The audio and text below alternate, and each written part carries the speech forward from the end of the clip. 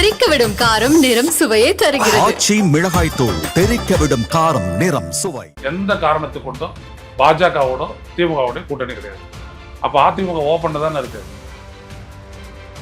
இது நாள் வரை அந்த நெகோசியேஷன் தான் போயிட்டு இருக்கு. ஸோ இப்போ பிஜேபின்ற கொள்கை எதிரின்னு அறிவிச்ச ஒரே காரணத்தினால அது உங்களுக்கு ஒரு பெரிய தடையை ஏற்படுத்திச்சு. நீங்க தனியா நிக்கிறீங்க. பரந்தூர் விமான நிலையம் யாரால இருக்கு? ஒன்றிய அரசுடைய திட்டமா இல்லையா? நான் என்ன சொல்ல வரேன்னா, நீங்க வந்துட்டு பிஜேபி பொறுத்த வரைக்கும் சாஃப்டாவே இருக்குறீங்க. இன்னமும் இப்பவும் நேற்று இப்போ விஜயோட இந்த செயற்குழுவில் அவர் போட்டிருக்கக்கூடிய 20 தீர்மானங்கள், அவர் பேசின விஷயங்கள், இது எல்லாமே கூட இன்னும் விஜய் வந்து அதான் சொன்னார், ஸ்ட்ராட்டஜிக் அரசியலுக்கு போயிட்டார் அவரு. எப்படி முதல்வர் ஆகுறது? அவர் மக்கள் அரசியலுக்கு வரல, இன்னமும் வரல. எனக்கு ஒரு கேள்வி, சின்ன கேள்வி என்னன்னா, எதற்காக திமுக எதிர்க்கிறீங்க? ஊழல், சுயநலம், வாரிசு அரசியல். நீங்க சொன்னது இவ்வளவுதான். இதெல்லாம் அதிமுக இல்லையா? விஜயோட இந்த ஸ்டாண்ட் 2026 தேர்தல் வரைக்கும் இப்படிதான் இருக்கும் அப்படின்றத நீங்க நம்புறீங்களா? இல்ல அதுல ஏதாவது உங்களுக்கு டிஸ்பியூட்? இல்ல, எனக்கு அதுல வந்துட்டு டவுட் உண்டு. ஏன்னா எதிரில் இருக்கிற ஆளு அமித்ஷா சார். விஜயை பொறுத்த வரைக்கும் எல்லா இடத்துலையுமே தெரியுதுங்க, டிப் ஆஃப் தி ஐஸ்பர்க் அவர் தொடராரு. டெப்த்துக்கு போறது அவருடைய கட்சி இல்லை, ஸ்ட்ரென்த் இல்லை. அறுவை சிகிச்சையில் குணம் இது ஆயுட்கால நிவாரணம். டாக்டர் ஸ்ரீவர்மாஸ். தி டிபேட் நேயர்களுக்கு வணக்கம். இன்றைய சிறப்பு நேர்காணலில் நம்மோடு இணைந்திருக்கிறார் மூத்த பத்திரிகையாளர் ஐயநாதன் அவர்கள். சார் வணக்கம். வணக்கம். நம்ம நிறைய பேட்டிகள் எடுத்திருக்கோம். ஒவ்வொரு பேட்டியிலும் நீங்க சொன்னது தமிழக வெற்றி கழகம் தனித்து போட்டியிடுறது தான் வந்து அந்த கட்சியோட எதிர்காலத்துக்கு நல்லது அப்படின்னு தொடர்ந்து வலியுறுத்திட்டு வந்தீங்க. அதிமுக, பாஜக இது மாதிரி எந்த அலையன்ஸ்குள்ளேயும் அவர் போய் சிக்கிக்க கூடாதுன்னு சொல்லியிருக்கீங்க. இதெல்லாம் எல்லா ஸ்பெகுலேஷன்ஸ்க்கும் முற்றுப்புள்ளி வச்சு தாவேகா தனித்து தான் போட்டி அப்படின்றதும் பேசியிருக்காரு. தமிழக வெற்றி கழகத்தின் முதல்வர் வேட்பாளர் விஜய் அவர்கள் தான் அப்படின்னும் நேற்று அந்த செயற்குழுல தீர்மானம் போட்டிருக்காங்க. இதெல்லாம் எப்படி சார் பாக்குறீங்க? இதை சொல்றதுக்கு ஏன் இவ்வளவு நாள் ஆச்சு? ஒரு காலம்னு ஒண்ணு இருக்குல்ல சார்? இல்லையே, நீங்க கட்சி தொடங்கினது என்னது? இந்த கட்சி மாற்று 2 வருஷம் ஆயிடுச்சு. மாற்று, அதாவது நீங்க அந்த கொடியை அறிமுகப்படுத்துறது எடுத்துக்கிட்டீங்கன்னா 1 வருஷத்துக்கு மேலே ஆகிப்போச்சு. அந்த கட்சிகளுக்கெல்லாம் மாற்று, ஒரு புதிய ஆட்சி, அதுக்கான கொள்கை பிரகடனம், வழிகாட்டி தலைவர்கள் எவ்வளோலாம் சொல்லிட்டு அதுக்கப்புறம் 10 மாதம் கழிச்சு இப்போ தான் நீங்கள் வந்துட்டு சொல்கிறீங்க விஜய் தலைமையில் தான் வந்துட்டு கூட்டணி தமாகனுடைய முதல்வர் வேட்பாளர், அப்படி தாவேகானுடைய முதல் வேட்பாளர் நீங்கள் சொல்கிறீங்க. நான் என்ன கேட்குறேன்னா, இதை சொல்லியே இருக்க வேணாம். நீங்கள் ஓகே, நீங்கள் என்ன சொல்லியிருக்கணும்? தாவேகா தலைமையில் தான் கூட்டணி. யாரையும் முதல்வராக ஏற்றுக்கிறதெல்லாம் அப்படிலாம் கிடையாது. தாவேகா அப்படின்ற ஒரு கட்சியை முன்னிலைப்படுத்துறாங்க. விஜய் மறுபடியும் முன்னிலைப்படுத்துறாங்க. விஜய் தான் அப்படின்றது எல்லாருக்கும் தெரிஞ்சு, ஆப்வியஸ்னுவாங்களே, அந்த மாதிரி தெரிஞ்சது தான் அது. அது ஒன்றும் ஒரு பெரிய விஷயம். 2வது விஷயம் என்னன்னா, அவங்க சொல்லக்கூடியதுல முதல்ல ஒரு தலைவருக்கு தேவையானது, இதை விஜய்க்காகவே நான் சொல்றேன், அப்படி கட்டுற ஒரு நேர்மை வேணும். இப்ப எதெல்லாம் விஜயகாந்த் பேசினாரோ அதில் யாருமே சந்தேகத்தை எழுப்பவே இல்லை. மாறுபட்ட கருத்து சொன்னாங்க, அது வேற விஷயம். சந்தேகத்தை எழுப்பவே இல்லை. நீங்க என்ன சொன்னீங்க? இப்போ கொள்கை எதிரி அப்படின்னு சொல்லிட்டீங்க திமுகவை, பாஜகவை, அரசியல் எதிரி திமுகவை. ஆனா அதுக்கு மாற்றா நீங்க யாரை சூஸ் பண்றீங்க? அதிமுக. எப்படியா சரியாகும்? பட் ஆனா ஒரு சூஸ் பாஜகவோட எல்லாமே ஒரு ஸ்பெகுலேஷன்ஸ் தானே. விஜய் தரப்புல இருந்து அப்படி எதுவும் அப்போ உறுதிப்பட தகவல் வரல. அப்போ இல்ல அது தப்பு இல்லை, எனக்கே தெரியும், நீங்களே என்கிட்ட சொல்லிருக்கீங்க. அதனால அது கிடையாது. நான் என்ன சொல்ல வரேன்னா, நேர்மை வந்துட்டு ரொம்ப அவசியம். திமுக போன்று அதிமுக போன்று நாம நேரடியாக ரகசியமா பாஜகவோட உறவாட மாட்டோம், சமரசம் அப்படி இல்லையா? நீங்க வந்துட்டு அந்த கட்சியை நாட்டினீங்கன்னா இல்லையா? எதுக்காக நாட்டினீங்க? தமிழ்நாட்டை நல்ல ஆட்சி கொடுத்தது அதிமுக ஆட்சி இல்லைன்றீங்களா? இல்ல, கிடையவே கிடையாது. நீங்க அதனால தானே மாற்று. இப்ப நான் ஏன் உங்களை ஆதரிக்க வந்தேன்? அப்ப இங்க ஏற்கனவே ஏதாவது கொடுத்துருந்தாங்க, நான் வந்துட்டு உங்களோட வந்து பேசியிருப்பேனா, உங்களுக்காக பேசியிருப்பேனா? கிடையாது இல்ல. அப்ப விஜய் வந்துட்டு என்னன்னா, முதல்ல நேர்மையா இருக்கணும், நேர்மையாவே எல்லாத்தையும் பேசணும். இப்ப என்ன சொல்றீங்க நீங்க? அது நடுவில் ஒரு அறிக்கை, எந்த காரணத்தை கொண்டும் பாஜகவோட திமுகவோட கூட்டணி கிடையாது. அப்ப அதிமுக ஓபன் தானே இருக்கு. ஆனா அதிமுக பாஜகவோட அலைன்ஸ்ல இருக்காங்க. ஆமா, இருக்கிறாங்க. அதான் இவங்களுக்கான தடையே. அதுக்கப்புறம் தான் இவங்களுடைய நிலைப்பாடு தனித்தனிக்கிறதுன்னு மாறிச்சு. ஓகே. அதுக்கு முன்னாடி இவரது கிடையவே கிடையாது. இவர் அங்க சொல்லும் போது அவருடைய தொண்டர்கள், ரசிகர்களுக்கு என்ன சொன்னார் அப்படின்னா, நாம தான் போட்டியிடுற 234 தொகுதிகளையும் நம்முடைய கொள்கைக்கு ஏற்று வரக்கூடியவர்களோடு நாம் கூட்டணி பாதை ஆட்சியை கூட்டணியை கூட்டணியிடம் வந்துட்டு அங்கம், ஆட்சியிடம் வந்துட்டு அவங்களுக்கு பங்கு அப்படின்னு அவர் சொன்னார். ஆனா வெளியில வந்து நீங்க என்ன பண்ணீங்க, இது நாள் வரை அந்த நெகோசியேஷன் தான் போயிட்டு இருக்குது. புரியுதுங்களா? ஸோ இப்போ பிஜேபின்ற கொள்கை எதிரின்னு அறிவிச்ச ஒரே காரணத்தினால அது உங்களுக்கு ஒரு பெரிய தடையை ஏற்படுத்திச்சு. நீங்க தனியா நிக்கிறீங்க. இப்படி சொல்லலாம்ல, சொல்லலாமா கூடாதா? சோ பேச்சுவார்த்தை நடந்துச்சு, அந்த பேச்சுவார்த்தை கை கூடலனால இப்படி அறிவிச்சிருக்காரு நம்ம புரிஞ்சுக்கலாம். ஆமா, அவ்வளவுதான். ஓகே. அப்போ இதுல வந்துட்டு ஒரு பியூரிட்டி ஒரு கட்சிகளிடம் வெளிப்படல. தமிழ்நாட்டு அரசியல் களத்தை பொறுத்த வரைக்கும் சார், கூட்டணி அப்படின்றது மாறி மாறி இருக்கதானே செய்யுது. ஈவன் திமுக கூட பிஜேபியோட அலைன்ஸ்க்கு போயிருக்காங்க. இதெல்லாமே அரசியல் களத்துல நடக்கிற ஒண்ணு தானே. இப்போ பிஜேபியோட திமுக அரசியல் கூட்டணிக்கு போனதும் பிஜேபியோட அஇஅதிமுக கூட்டணிக்கு போனதுக்கு நடுவில் ஒரு பெரிய வித்தியாசம் இருக்குது. அப்படியே ஏற்றுக்கொண்டவங்க எடப்பாடி பழனிசாமி தலைமையிலான இது. திமுக வந்துட்டு எப்பொழுதுமே ஒரு ப்ரீ கண்டிஷனோட அவங்க பண்ணாங்க. கலைஞர் கடைசியாக பண்ணது. அதாவது 1999 to 2004 அந்த ஆட்சியின் போது முழுக்க இவங்களுடைய கண்டிஷனை தான் குறைந்தபட்ச செயல் திட்டம். அதுதான் அவங்க பண்ணாங்க. அதனால வித்தியாசம் இருக்குது. இருந்தாலும் என்ன சொல்ல வர அப்படின்னா, பாஜக அப்படின்றது கொள்கை எதிரின்னா என்ன, நாட்டுக்கு எதிரி. ஸோ நீங்க ஒண்ணு கொள்கை எதிரியா இருக்கு, அவ்வளவுதானே. அது சூப்பரா சார். இது ஒண்ணு. ரெண்டாவது விஷயம், பரந்தூருக்கு நீங்க போனீங்க, பரந்தூரை பத்தி பேசுறீங்க. பரந்தூர் விமான நிலையம் யாரால வருது? ஒன்றிய அரசுடைய திட்டமா இல்லையா? அது ஆமா. நிலம் கையகப்படுத்தி அடையாளப்படுத்தி காட்ட வேண்டிய வேலையை மாநில அரசுக்கு அவங்க தராங்க. ஏன்னா நிலத்தின் மீது அவங்களுக்கு அதிகாரம் கிடையாது. ஸோ அதனால கொடுக்குறாங்க. நீங்க ரெண்டுத்தையும் தானே எதிர்க்கணும். நீங்க என்ன பண்றீங்க? அவர் சொல்றாரு, கிஷன் ரெட்டி சொன்னாரு, இது வந்துட்டு விமான போக்குவரத்து சொன்னாரு, இதுவும் தமிழக அரசுடைய தேர்வு தான் அந்த இடம். தமிழக அரசுடைய தேர்வு வருதுன்னு மறுக்கக்கூடாதா இந்திய ஒன்றிய அரசு? இவ்வளவு விவசாய நிலங்கள், இவ்வளவு நீர்நிலைகள் எல்லாம் அடிக்கணும்னு ஏதாவது இருக்கான என்விரான்மெண்ட் ஆக்ட்ல? இல்ல, இப்ப இந்த மக்களுக்கான அக்கௌண்டபிலிட்டி அப்படின்றத எடுத்துக்க வேண்டிய தார்மீக பொறுப்பு திமுக இருக்கு. ஐயா, திமுகவுக்கு இருக்குது, அதிமுக இருக்குது. இந்த மக்கள், அதாவது ஒன்றிய அரசு மக்கள், தமிழக அரசு மக்கள்லாம் யாரும் கிடையாது. ரெண்டு பேரும், நீங்களும் நானும் ரெண்டு பேரும் 2 ஓட்டு போடுறோம்ல. ஒரு ஓட்டு ஒன்றிய பார்லிமெண்ட்டுக்கு போடுறோம், இன்னொரு ஓட்டு சட்டப்பேரவைக்கு போடுறோம். அதனால ரெஸ்பான்சிபிலிட்டி இஸ் ஈக்குவல். நான் என்ன சொல்ல வரேன்னா, நீங்க வந்துட்டு பிஜேபியை பொறுத்த வரைக்கும் சாஃப்டாவே இருக்கிறீங்க இன்னமும். இப்பவும் நேற்று பெரியார் அண்ணா கொள்கைகளை பேசி தமிழ்நாட்டில் அவரை விமர்சிச்சு, தமிழ்நாட்டில் உங்களால என்னைக்கும் ஆட்சிக்கு வர முடியாது, பிளவுவாத சக்தி அப்படின்னு கடுமையா விமர்சிக்கிறார் சார். இப்பயும் நீங்க விஜய் பாஜக மீது ஒரு சாஃப்டா இருக்காரு அப்படின்னு விமர்சிக்கிறது எப்படி சரியா இருக்கும்? அப்ப அது வந்துட்டு ஸ்டேட்டஸ். ஓகே.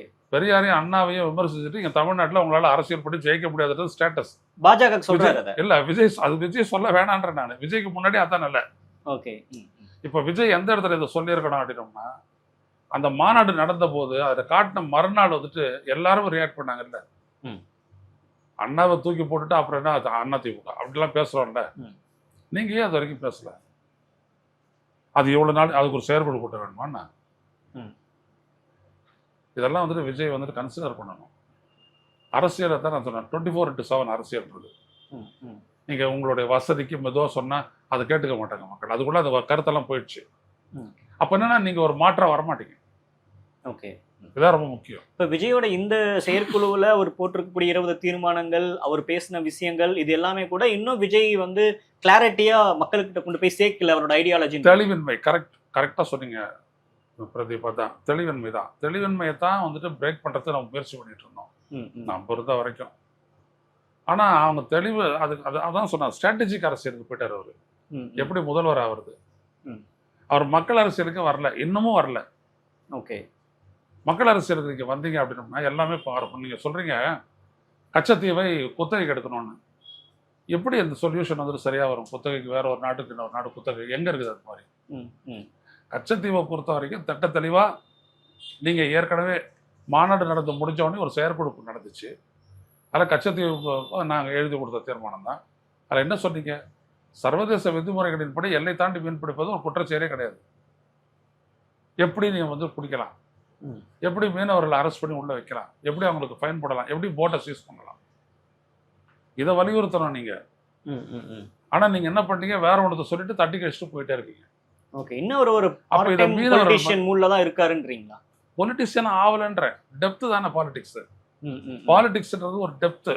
இப்ப திருமாவளவன் அவர்கள்ட்ட இருக்கக்கூடிய டெப்த்தையும் இப்ப ஸ்டாலின் அவர்கள்ட்டையும் எடப்பாடி கிட்ட இருக்க அந்த டெப்த்தை விஜய் கிட்ட எதிர்பார்க்க முடியுமா? இப்பதானே வந்திருக்காரு. நான் என்ன சொல்ல வரேன், அவங்களோட எதிர்த்துல நீங்க அரசியல் பண்றீங்க. ஆமா, நீங்க மட்டுமே இல்லை, தாவேகான்றது ஒரு பெரிய கட்சி. நான் இப்பவும் சொல்றேன், விஜய்க்கு இருக்கக்கூடிய தெளிவை விட அவருடைய கட்சிக்காரங்க இருக்காங்களே, நான் பொசில் ரேங்க்ல இருக்கிறவங்களுக்கு சொல்லலை, இவருடைய தலைமையோடு இருக்கிறவங்களுக்கு சொல்லலை, அதை தாண்டி அவருடைய ரசிகர் மன்றமாகவும் மாவட்ட அளவுலையும் இருக்கிறாங்க இல்லையா, அவங்களுக்கு நிறைய அரசியல் தெரியும். ஓகே, நீங்க அவங்களோட பேசுறதுனாலே சொல்லுவாங்க. இப்போ ஒன்றும் வேணாம், அவங்களுடைய ராமேஸ்வரம், ராமநாதபுரம் அந்த குரூப் கிட்ட கேளுங்க, அவங்க சொல்லுவாங்க கச்சத்தீவு மீனவர் பிரச்சனைக்கான சொல்யூஷன். அப்படிதான் நீங்க எடுக்கணும். நான் அதைத்தான் வச்சு சொன்ன, மக்களிடையே போங்கன்னு நான் சொன்னேன். ஓகே, இப்போ இன்னும் செப்டம்பர்ல இருந்து மக்களை சந்திக்க போறேன், செப்டம்பர் டிசம்பர் சந்திக்க போறோம், ஆகஸ்ட்ல 2வது மாநில மாநாடு இதெல்லாம் சொல்றாரு. ஸோ இதெல்லாமே கூட அவருக்கு எந்த வகையிலும் பயனளிக்காதா? நீங்க மக்கள் கிட்ட போடுங்க, அது ரொம்ப முக்கியமானது. அதான் பிஜேபி தடை போட்டான். அதாவது இந்த ஜட்டு பிரிவு போட்டு ஒய் பிரிவு போட்டு தடை பண்றான். அது ரொம்ப பயங்கரமானது. அது சர்வைலன்ஸ், அது ஒரு பாதுகாப்புக்காக கொடுக்கறது. இல்ல இல்ல இல்ல இல்ல, மக்கள்கிட்ட தான் பாதுகாப்பே இருக்கும். உங்களை பற்றிய பாதுகாப்பு உங்களுக்கு அரசியல் எதிரியே கிடையாது. விஜய்க்கும் தாவேக்காக அரசியல் எதிரியே கிடையாது. இந்த மாதிரி வன்முறை லெவலுக்கு போற அளவுக்குலாம் யாரும் கிடையாது. அப்ப விஜய் வந்துட்டு மக்கள்கிட்ட ஃப்ரீயா போனாதான் எல்லாமே தெரியும். இப்போ விஜயோட இலக்கு 2026 பொறுத்த வரைக்கும் 2000 எப்படி என்ன சார், அவர் என்ன ஆட்டம் தான் ஆடுவார் 2026? இப்போ வந்துட்டு அவரது வந்துட்டு ஒரு ஆன்டி திமுகவை ஏன் எடுத்தாரு அப்படின்னா, தன்னை முதலமைச்சராக ப்ரொஜெக்ட் பண்ற இப்ப இருக்கக்கூடிய கட்சியை எதிர்க்கணும். அப்படிதான் அவர் எடுத்தாரு. ஸ்ட்ராட்டஜிக் பாலிடிக்ஸ் தான். ஓகே, இவர் ஒன்றும் மக்கள் நலன் அக்கறை கொண்டு அதை எடுக்கல. ஸ்ட்ராட்டஜிக் பாலிடிக்ஸாக எடுத்துட்டு இவங்களுக்கு தட்டி கடிக்கிறதுக்கு இன்னொரு ஸ்ட்ரென்த் நம்மளுக்கு வேணும். ஸோ அதிமுக அப்படிதான் போனார் அவர். அந்த ஆனால் என்கிட்டே சொல்றாரு அவர், அந்த 2வது ஆப்ஷனுக்காக தான் பேசிட்டு இருக்கிறாங்க நம்ம ஆட்கள், அப்படிதான் சொன்னார் அவர். அப்ப அது இல்லை. இப்போ நான் எனக்கும் அந்த தாவேக்காக ஏற்பட்ட முரணுக்கு அதான் மைய காரணம். அதிமுக அலையன்ஸ் அப்படின்றத காரணம், வேற எதுவுமே இல்லையா? இல்லை, அதான் நீங்க பேட்டியில சொன்னதுதான், கூட்டணி அப்படின்றது ஒரு தற்கொலைக்கு சமம். ஆமா, அது என்னைக்கு நான் ஆதரிக்க மாட்டேன் அப்படின்னு நீங்க சொன்னீங்க. இப்ப அவர் கூட்டணியே இல்ல, தனித்து தான் போட்டின்றது அறிவிச்சிட்டாரு. உங்க நிலைப்பாட்டுல ஏதோ மாற்றம் இருக்கா? இல்ல இல்ல இல்ல, அதுதான் நம்மளுடைய மாற்றம். ஏன்னா இவர் ரொம்ப ஆழமா அரசியலை பண்ணணும். இவர் அந்த ஆழமான அரசியல் இல்லை. நீங்க இவர்கிட்ட நான் வந்துட்டு ஒரு இரட்டை நிலையை பாக்குறேன். அதாவது பரந்தூருக்கு எவ்வளவு ஆழமா பேசுறாரோ டங்ஸ்டனுக்கு அந்த மாதிரி அவர் பேசல. ஓகே, பெரியாரை பத்தி சீமான் விமர்சிச்சது படு கேவலமானது. இவர் சப்போர்ட் பண்ணல. இந்த 2 விடயத்துக்கும் நான் அறிக்கை எழுதி அவருக்கு அனுப்புனேன். ஏன்னா இப்ப சொல்ல வேண்டிய கட்டம். அது ஏன் அந்த நிலை ஏற்படுது? கொள்கை தலைவர்னா நீங்க எதிர்த்திருக்கணும்ல, சீமான கடுமையாக எதிர்த்திருக்கணும், சொல்லணும். நீங்க 4 லைன் சொன்னீங்கன்னா கூட போறோம். ஏன்னா விஜய் 4 லைன் சொன்னாலே மக்கள் மத்தியில் போகும், ஊடகங்கள் கொண்டு போகும், மக்கள் மத்தியிலையும் போகும்.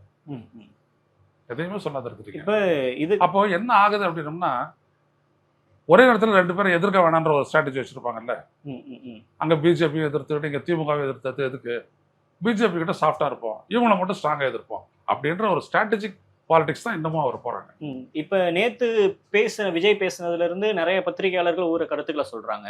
பட் நீங்க டிஃபர் ஆகுற விதத்துல பாக்குறப்ப அவங்க யாரும் அதிமுகன்ற பேரை விஜய் பயன்படுத்தல, அதனாலதான் விஜய் இன்னும் ஒரு விதமான கணக்குல இருக்காரா, கூட்டணி கணக்குல இருக்காரான்ற பேர் வந்துச்சு. ஆனா நீங்க அதிமுக இல்ல பாஜகவோட தொடர்புல இருக்காருன்றீங்களே. இல்ல, தொடர்புல இருக்காரு நான் சொல்றேன். ஒரு கிளியர் ஸ்டாண்ட் இல்ல, சாஃப்டா இருக்கிறாரு. சாஃப்டா இருக்க கூடாதுன்றாரு. இப்போ இந்திய ஒன்றிய அரசியல் இல்லாம தமிழ்நாடு ஒரு நேரடியாக பரந்துரை நீங்க சொல்றீங்க.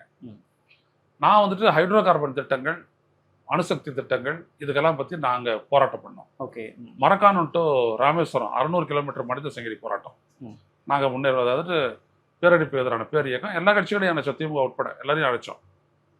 600 கிலோமீட்டர் மனித சங்கிலி போராட்டம் நடத்தின ஒண்ணுதான் தர்மேந்திர பிரதான் அன்றைய பெட்ரோலிய அமைச்சர் சொல்றாரு, இதுக்கு மேல தமிழ்நாட்டினுடைய விருப்பத்திற்கு எகென்ஸ்டா நாங்க எந்த இடத்தையும் நாங்க எடுத்துக்க மாட்டோம். அதுக்கப்புறம் தான் எடப்பாடி பழனிசாமி பாதுகாக்கப்பட்ட வேளாண் மண்டல அறிக்கை வர்றாரு. அதுவும் நம்ம மூவ் பண்ணதுதான். கோவை செல்வராஜ் வழியா மூவ் பண்ணதுதான். அது கரெக்ட் பண்ணாரு. அப்புறம் அந்த எண்ணெய் மண்டலத்துக்கான அந்த 40 கிராமுக்கான நோட்டிபிகேஷனை வித்ட்ரா பண்ணது அதனால தான். அப்ப நாங்க இந்திய ஒன்றிய அரசுக்கு எதிராக தான் நான் பண்ணோம். தமிழக அரசே கிடையாது. தமிழக அரசே கிடையாது, இந்திய ஒன்றிய அரசு தான். ஓகே, நீங்க இந்திய ஒன்றிய அரசு கையை வைக்காம நீங்க எதையுமே பண்ண முடியாது. இது என்னன்னா, இப்ப அன்புமணி ராமதாஸ் பண்ணார்ல என்எல்சியில இதெல்லாம் கையகப்படுத்துறதால திமுகவுக்கு எதிராக தான் சொல்றாரு. என்எல்சி யாருது? மத்திய அரசு சொல்றது. ஏன் அது செய்யல? நீங்க அப்ப இதெல்லாம் மக்கள் புரிஞ்சு கொள்ள மாட்டாங்கன்னு நினைக்கிறாங்க. மக்களுக்கு எல்லாம் தெரியும். ஓகே, அதான் நான் சொல்ல வரேன். விஜய் கிட்ட நான் விஜய் கூட இப்போ கூட நான் குறை சொல்லலை. ஏன்னா விஜய் வந்துட்டு ஒரு இளம் தலைவர். நான் என்ன சொல்ல வரேன்னா, முதல்ல மாத்திக்கங்க அப்ரோச்சை மாத்தணும். ஆமா, நீங்க வந்துட்டு எவ்வளவு ஸ்டெட் ஃபாஸ்ட்னு சொல்லுவாங்களே, எவ்வளவு தூரம் நீங்க உங்களுடைய நிலைப்பாட்டுல உறுதியா இருக்கிறீங்களோ அந்த அளவுக்கு மக்களுடைய ஆதரவு பெருகும். நீங்க இன்டெலெக்சுவலா பாருங்க எல்லாத்தையுமே.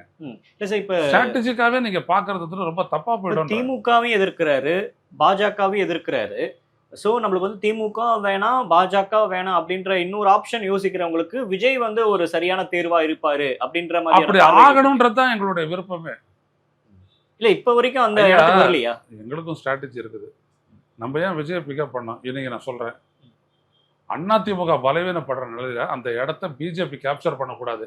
ஒரு தமிழன் கட்சி ஆரம்பிச்சிட்டான், சப்போர்ட் பண்ண தூக்கி பிடி, இவ்வளவுதான் நம்மளுக்கு ஸ்ட்ராட்டஜி தானே இது. ஆனா அதை எதை வைக்கிறோம்? அதிமுக, திமுக, பாஜக, காங்கிரஸுக்கு மாற்றா இது நிக்கணும் அப்படின்ற இடத்துக்கு தான் நம்ம வந்தோம். திமுக, அதிமுக, தாவேக தான் போட்டியா இருக்கணும்ன்றீங்க. அந்த இடத்தை எப்பயுமே பாஜக கேப்சர் பண்ணக்கூடாது. போட்டி அந்தாண்ட விட்டுருங்க, மக்கள் கட்சியா அது ஆகணும். தாவேகான்றது ஒரு மக்கள் கட்சியா மாறணும். எங்க உங்களுக்கு 1 கோடி பேர் தொண்டர்கள், ரசிகர்கள் இருக்கீங்க, கன்வெர்ட் ஆகணும்ல. அதான் அரசியல் வயப்படுத்துறதுன்னு நான் சொல்லிக்கிட்டே இருந்தேன். அதுதான் இங்க ரொம்ப முக்கியம். இன்னமும் அவர் என்ன பண்றாரு? ஸ்ட்ராட்டஜிக் அரசியல தான் போறாரு. திமுக எதிர்ப்பு, பாஜக எதிர்ப்பு, உறுதியா அடிங்க. அண்ணா திமுக தேவையில்லை, முடிஞ்சு போச்சு எல்லாம். இதுக்கு மேல நம்மளோட யார் வேணாலும் சார். கூனி குறுகி திமுக, அதிமுக மாதிரி போய் பாஜக கிட்ட விட மாட்டோம் அப்படின்னு சொன்னது ஒரு ஸ்ட்ராங்கான ஸ்டேட்மெண்டா நீங்க பாக்கலையா? கொள்கையில நீ வரணும், திட்டங்களுக்கு நீங்க வரணும். நான் இதை ஏத்துக்கிறேன், நான் வரவேற்கிறேன். நான் இல்லைன்னா சொல்ல, நான் வரவேற்கிறேன். ஓகே, ஆனா திட்டங்கள்ல வரும்போது வரணும். அதனால தான் நான் வந்து சொன்னேன், இப்போ கச்சத்தீவு தொடர்பான ஒரு விடயத்துல மீனவர்கள் எல்லை தாண்டி மீன் பிடிப்பது குற்றம் அல்ல அப்படின்றது தெரியாத தாவேகா எப்படி மீனவருடைய உரிமையை காப்பாத்தணும்னு நான் கேட்கிறேன். ஐயா விஜய் சீஃப் மினிஸ்டர் ஆயிட்டாரு, நான் போயிட்டு ஒரு மனுவை கொடுக்குறேன், இந்த மாதிரிலாம் இருக்கு அப்படின்னு. இவருக்கு என்ன புரியுன்ற? அது ஐஏஎஸ் ஆபீசர்ஸ் எல்லாம் இருக்காங்களா சார்? ஐஏஎஸ் ஆபீசர்கள் என்னைக்கு சார் செஞ்சு ஐஏஎஸ் ஆபீசர் சொல்லியிருக்காங்களா சார்? அவங்க நிர்வாக அமைப்பு, அதிகார வர்க்கம் உள்ளபடியே பாத்தீங்கன்னா ஆட்சி மக்களால் தேர்ந்தெடுக்கப்பட்டவங்க தான். இப்ப விஜய் என்ன செய்வாரு? மீனவர் பிரச்சனை வந்தா நான் டக்குன்னு கேட்கிறேன் உங்ககிட்ட, என்ன செய்வாரு? ஆலோசனைகள் நடத்துவாரு. அவ்வளவுதான் நான் சொல்ல வரேன். ஓகே, அப்ப எது தீர்வு வச்சுக்கிட்டு ஒரு கட்சி முன்னாடி போறது சரியா? ஏங்க அதுக்கு தானங்க நான் விஜய்க்கு வந்தேன். எல்லா கட்சிகளும் அப்படிதான். அந்த முன் எல்லா கட்சிகளும் அப்படி இல்லைன்றதுக்காக தானே நீங்க அப்படி இருக்கணும்னு நான் எதிர்பார்க்கிறேன். இப்ப நான் தமிழ்நாடுன்னு வச்சுக்கோங்க, மீனவன் வச்சுக்கோங்க. இப்ப நீங்க யோசிக்கிற மாதிரி எல்லா மக்களும் யோசிப்பாங்கன்னா நான் கேட்கிறேன். எல்லா ஏங்க மீனவனுக்கு தெரியுங்க மீனவன் படுற கஷ்டம். விவசாயிக்காங்க நம்ம யோசிக்கும் போது, விவசாயி யோசிச்சதான் நம்ம யோசிச்சோம். ஐயா நம்மாழ்வாரு, ஐயா லெனின்னு, காக்கா இறால் லெனின்னு, அவங்களாம் இப்ப யோசிச்சதான் நம்ம யோசிச்சோம். அப்போ மக்கள் யோசிக்காத நம்ம யோசிக்கிறோம். எல்லா அரசியல் மக்கள் கிட்டே தானே வரணும். அண்ணா சொன்னாரு, அதைத்தானே நான் அரசியல் பயிலரங்கத்திலே சொன்னேன். அண்ணா வழிதான் நம்ம வழி.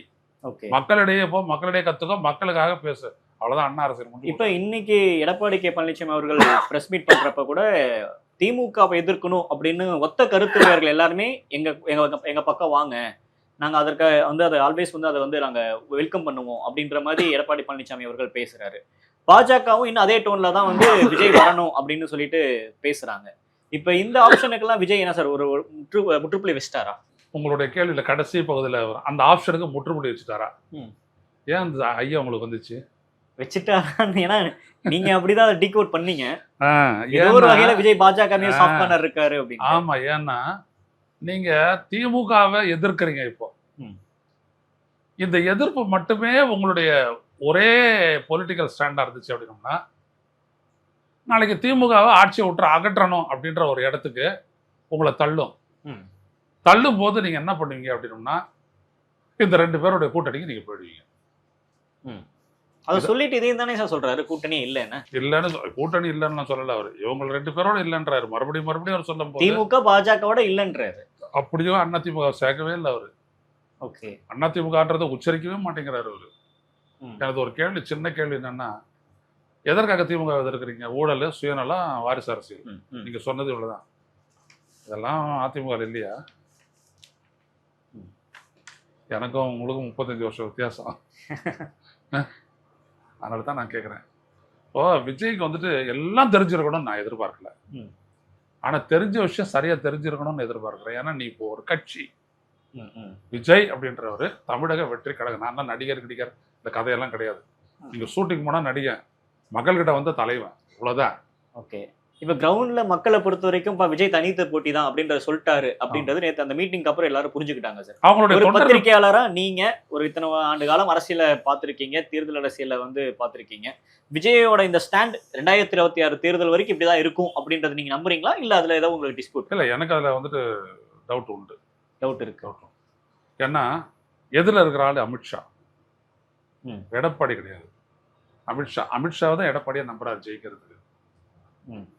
நீங்க நல்லா கவனிங்க. இவங்களோட விஜய் இருந்தாரு அப்படின்னோம்னா ஏன் அவங்க விரும்புறாங்கன்னா, விஜய்க்கு விடக்கூடிய 50 லட்சம் ஓட்டு 60 லட்சம் ஓட்டு அவங்களுக்கு கெயின். இல்லைன்னா வெளில நிக்கிறாங்கன்னா விஜய்க்கு உடற ஓட்டை அவங்க டிரான்ஸ்ஃபர் பண்ணிக்க முடியும். அதான் இவிஎம். ஓகே ஐயா, என்னை பொறுத்த வரைக்கும் எதையுமே மறைக்கக்கூடாது. விஜய் நிற்கிறாரு, சீமான் நிற்கிறாரு. சீமான் 36, விஜய் ஒரு 50 60. இவங்க 2 பேருடைய 50% எடுங்க, நீங்க பார்ப்போம். 18 + 30 48 லட்சம் ஓட்டு அப்படியே அவங்களால பெற முடியும். அது யார்கிட்ட இருந்து எடுக்கிற வாக்குகள்? இவங்க 2 பேர்கிட்டையும் எடுத்து அதிமுக பிஜேபி தள்ளிடுவாங்க. ஓகே. இன்னும் சொல்ல போனா பிஜேபி கட்டாயம் போகும். இப்ப 4 முனை போட்டி அப்படி போகுது அப்படின்னா அதான் நீங்க 4 முனை போட்டி 5 முனை போட்டி எல்லாமே ஆன் பேப்பர். பிரதீப் ஓட்டு போட்ட வேட்பாளருக்கு தான் அந்த ஓட்டு போய் சேர்ந்துச்சு அப்படின்ற கணக்கு அத்தாட்சி உங்ககிட்ட இல்லாத வரைக்கும் எல்லாமே தப்பு தான். Okay okay. இந்த லாஸ்ட் ஃபேக்டர் இதுதான். அதனாலதான் எடப்பாடி பழனிசாமி சொல்றாரு அவரு ஜெயிச்சு கொடுப்பாருன்றாரு. அமித்ஷாவை நம்புறாரு. ஆமா, அமித்ஷாவை நம்புறாரு, 100% நம்புறாரு. அவங்களுடைய கூட்டணி வந்துட்டு அப்படியே அழுத்தத்தினால் உண்டானது நம்புறாரு. அதுவும் மராட்டியத்துல ஜெயிச்சதுக்கு பிற்பாடு தெளிவாயிட்டாங்க. அதிமுக கூட்டணியில இருந்து ஒரு கட்சியும் போவாது, இது பாஜக கூட்டணியில இருந்து ஒரு கட்சியும் போவாது. ஏன்னா அதுதானே இங்க செய்ய போறாங்க. இப்ப உடனே போயிட்டு பீகார்ல வந்துட்டு வாக்காளர் பட்டியல் எல்லாம் வந்துட்டு சரி பார்க்கறது அப்படின்ற ஒரு இடத்துக்கு ஏன் வருது தேர்தல் ஆணையம்? அங்க அந்த அந்த மோசடியை பண்ணக்கூடாதுன்னு எதிர்கட்சிகள் தயாரான உடனே வாக்காளர் பட்டியல இருந்து நிறைய பேர் நீக்கிறதுக்கான வழிமுறைய தேர்தல் ஆணையம் வருது. இப்ப தமிழக வெற்றி கழக தலைமையில கூட்டணி கட்சிகள் வரும் அப்படின்ற மாதிரி சொல்றாங்க சார். இப்ப விஜய் நம்பி என்னென்ன கட்சிகள் வர வாய்ப்பு இருக்கு? அது விஜய் இறங்கிட்ட உடனே மக்கள் மத்தியில போய் அவர் பேசி அவருடைய ஆதரவு தளம் எவ்வளவு பலமா உருவாகுது அப்படின்றத பொறுத்து தான் அது சொல்ல முடியும். இப்போ சொல்ல முடியாது. தமிழ்நாட்டில் உறுதியா 2 அலையன்ஸ் இருக்குது. ஒன்னு திமுக, இன்னொன்னு அதிமுக பிஜேபி. இன்னும் இவரு ஒரு உறுதியான ஒரு இடம் அப்படின்றது வரல, இவ்வளவு காலம் வரல. இதற்கு மேல வரணும்னா விஜய் வெளில போகும்போது தான் தெரியும். ஓகே. இன்னொரு பக்கம் திமுக உடன்பிறப்பேவா அப்படின்னு சொல்லிட்டு தொகுதியில வந்து 1-to-1 மீட்டிங் அதிகாரத்தில் வந்து நடந்துட்டு இருக்கு சார். இன்னொரு பக்கம் எடப்பாடி பழனிசாமி ஜூலை 7ல இருந்து தமிழ்நாடு முழுவதும் சுற்றுப்பயணம் போறாரு. அவர் தேர்தலுக்கான பாடலையும் வெளியிட்டாரு, லோகோவும் வெளியிட்டாரு. விஜயும் வந்து ஆகஸ்ட் செப்டம்பருக்கு அப்புறம் வந்து அவரும் பயணம் பண்றாரு அப்படின்ற மாதிரி சொல்றாங்க. எலெக்ஷன் அந்த ஃபயர் ஸ்டார்ட் ஆயிருச்சு. ஆமா ஆமா ஆமா, விஜய் தான் லேட்டா தாமதிச்சிட்டாரு. பட் அவர் ஆகஸ்ட் இறங்குறதுனால சரியா போயிடும். ஓகே. களத்துல யாருக்கு சார் ரெஸ்பான்ஸ் இருக்கும்னு நினைக்கிறீங்க? களத்துல 2 பேருக்கு தாங்க ரொம்ப பெரிய ரிசப்ஷன் இருக்கும். ஒன்னு ஸ்டாலின், இன்னொன்று விஜய். அதிமுக ஏற்பாடு பண்ணலாம், ஆனா இவங்க 2 பேருக்கு தான் வந்துட்டு பெரிய அளவுக்கான ரிசப்ஷன் இருக்கும். இது கட்சி ரீதியாகவும் ஆட்சி ரீதியாகவும் இவருக்கு இருக்கக்கூடிய அந்த கிளவுட். இது விஜய்க்கு அப்படின்னா விஜய் என்ன சொல்றாருன்னு கேட்போம், விஜய் என்ன சொல்றாருன்னு பார்ப்போம். ரொம்ப எதிர்பார்ப்பு எகிரிக்கிட்டு தான் போவோம் விஜய்க்கு. ஓகே. இறுதியா ஒரு கேள்வி சார். அவர் நேற்று பேசுறப்ப வந்து எப்படி கட்சியை வளர்க்கறது அப்படின்ற ஒரு இடத்துல வந்து பேசுறாரு. ஒரு வீட்டுக்கு வந்து ஒரு 2 பேராச்சும் நம்ம கட்சிக்குள்ள வரணும், தெருவுக்கு வந்து 2 நிர்வாகிகள் வேணும் அப்படின்லாம் சொல்லி அவரு ஒரு கணக்க போடுறாரு. இதையெல்லாம் தமிழக வெற்றி கழகத்தை விரிவுபடுத்த அல்லது பலப்படுத்த உதவுமா? போகவே இல்லையே இவரு, எப்படி அவன் எடுத்துட்டு போயிட்டு பண்ணுவான்? அவங்க போகல சார். பட் மாவட்ட செயலாளர்கள், கிளை செயலாளர்கள் முடியாது முடியாது முடியாது. இவர் போய் இவர் நின்று பேசி இவர் மேல ஒரு அபிப்பிராயம் உண்டானதான் ரசிகர்களா இருக்கக்கூடிய இவருடைய வீட்டுல இருக்கிறவங்களே ஓட்டு போட வருவாங்க, இல்லாட்டி வரமாட்டாங்க. இதெல்லாம் நான் ஸ்ட்ராட்டஜிக்கா சொல்லியிருக்கேன். நான் உங்ககிட்ட இப்படிதான் போவோம், மக்கள்கிட்ட போயிட்டு நீங்க பரப்புரை பண்ண போகும்போது உங்க மேல ஒரு ஈர்ப்பு ஏற்படும். அதுக்கப்புறம் தான் அவங்களால எதுவும் பண்ண முடியும். தலைமைக்கு இம்ப்ரெஷன் ஏற்படாத இவங்களால எதுவும் செய்ய முடியாது. ஓகே. கட்சி அதான் நேற்று கூட சொல்ற 12,000 சொச்சம் கிராமங்கள்ல அந்த கிளை அமைப்புகளை ஏற்படுத்தணும்னு. கரெக்டு தான், அது நீங்க போனோம், நீங்க போனோன்னு தான் எல்லாம் நிகழும். ஓகே. இப்போ விஜய் எவ்வளவு பெர்சன்டேஜ் எடுப்பார்னு நினைக்கிறீங்க சார்? ஒருவேளை தனித்தே போட்டிடுறாரு அப்படின்னு அவர் சொன்ன பிரகாரம். மை டியர் ஃப்ரெண்ட், இது இவிஎம் எரா.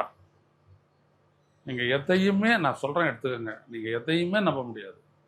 திமுக ஆட்சிக்கு வரும் நம்பவே முடியாது. என்ன வேணாலும் நடக்கலாம். என்ன வேணாலும் நடக்கலாம். அமித்ஷாலாம் சும்மா திட்டமிடலைங்க. தமிழ்நாடு குறிவைக்கப்பட்டிருக்கிறது. நான் விஜயோட போனதுக்கான மெயினான காரணம் இங்கே தான். விஜயோட ஃபர்ஸ்ட் வாக்கியமே தான், கார்பரேட்டுக்கிட்ட இந்த அரசியல் நம்ம மீட்கணும். விஜய் வந்துட்டு அதுவும் நல்லா நடந்துச்சு. நான் கொடுத்த 4 புத்தகத்தில் வாக்கேந்திர சூழ்ச்சியை தான் புரட்டினாரு. ஓகே, ஈழத்தை பற்றியோ ஹைட்ரோ கார்பனை பற்றியோ கச்சதீவை பற்றியோ புரட்டல, வாக்கேந்திர சூழ்ச்சி அதுதான் நான் சொன்னேன். அது ஆமாம் சார். விஜயை பொறுத்த வரைக்கும் எல்லா இடத்துலையுமே தெரியுதுங்க, டிப் ஆஃப் தி ஐஸ்பர்க் அவர் தொடராரு. டெப்த்துக்கு போகிறதுக்கு அவருடைய கட்சி இல்லை, ஸ்ட்ரென்த் இல்லை, அது ஆட்களும் இல்லை. ஓகே, இருந்தாங்க அப்படின்னோம்னா அள்ளிட்டு போகலாம். இப்போ அந்த ஐஆர்எஸ் மாதிரியான ஆட்கள்லாம் போயிருக்காரு சார், அருண்ராஜ் மாதிரியான ஆட்கள். அவங்களுக்கெல்லாம் அரசியலே தெரியாது. அவ்வளோதான் நான் சொல்றேன். என்ன நடக்குதுன்றதை பொறுத்து பார்க்கலாம் சார். கருத்துக்கு நேரத்துக்கு நன்றி. Thank you sir. தெறிக்கவிடும் காரம் நிறம் சுவையை தருகிறது. ஆச்சி மிளகாய் தூள் தெறிக்கவிடும் காரம் நிறம் சுவை.